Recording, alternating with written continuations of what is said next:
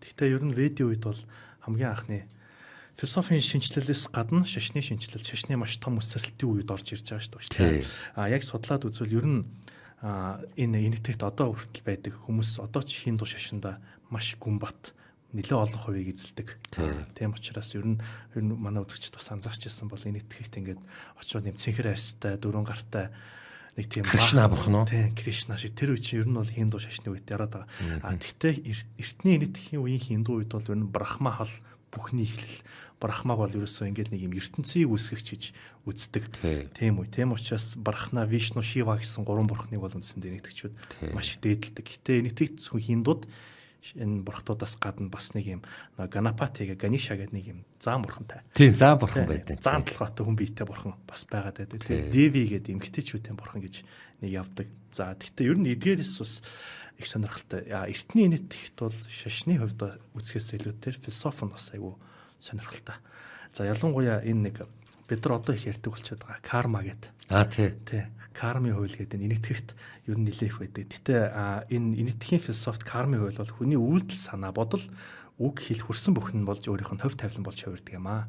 Тэгэхээр альва хүний хийж байгаа үйлдэл, альва хэлсэн үг нь тэрний хувь тавилан. Тийм учраас хүн нөгөө альва зүйлд яаж хандж чинь тэр нөөрт нь эргэж ирнэ гэдэг яриад байгаа. Гэхдээ бид нар монголчууд карма гэдэг ойлголтоо үйл үүр гэж орчуулад байдаг. Гэхдээ зөвхөн муу муухай хийсэн юм нөөрт нь эргэж ирнэ гэж хардаг. Гэхдээ кармаг бас эрэг сөрөг гэж хоёр ангилж ярьдаг юм билээ. Тэгэхээр нөгөө энэ нөгөө мануудын ярьдаг нөгөө шарын шашинтай холбоотой нөгөө буян л үлдээд яваад бай. Тэгэл буян чинь чам дээр буцаж бороо шиг асарна гэдэг энэ зарчимтай бас айгу адилхан яваад байгаа тийм. Тэгээд бас энэ эртний энэтхэгийн ёсыг судалж байгаад багш ийм юм их сонирхолтой гарчсан. Мухутра гэдэг нэг юм. Мухурта энэ юу вэ гэхээр Монголын нэлээд Монголтой адилхан.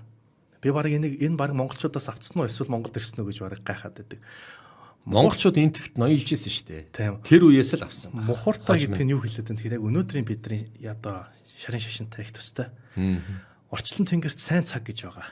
Сайн өдөр гэж байгаа. Энэ сайн өдөрт одоо үсээ засвал сайн цагт гэр бүл бол хүүхдийн нэрсийг тэгж хайрл гэж хэлж явсан. Тэгэхээр энэ одоо манай монголчуудын бас өнөөдрийн хүртэл хэрэгэлдэг энэ юутай үс засуулдаг, байшин савны тойр тавьдаг гэр бүл болдогтой их төстэй юм байна гэж нэг нэлээ гайхсан. За тэгээ мэдээч мөн таны хэлснээр бас Ведийн үед бас ер нь энэ соёл шашин философи бол агуу дэлгэрэл яваад байсан.